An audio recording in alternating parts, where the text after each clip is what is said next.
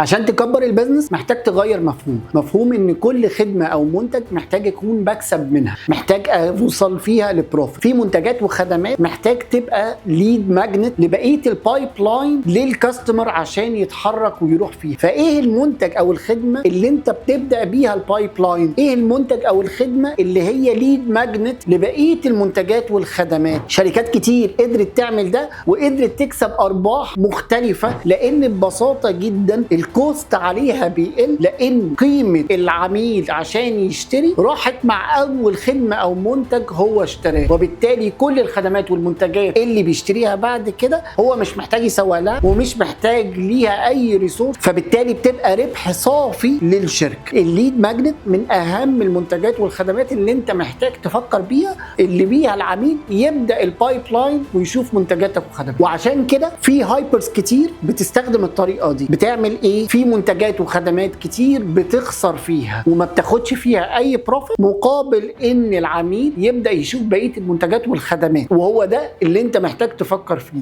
ايه المنتج او الخدمه اللي بتجذب العميل لبقيه المنتج.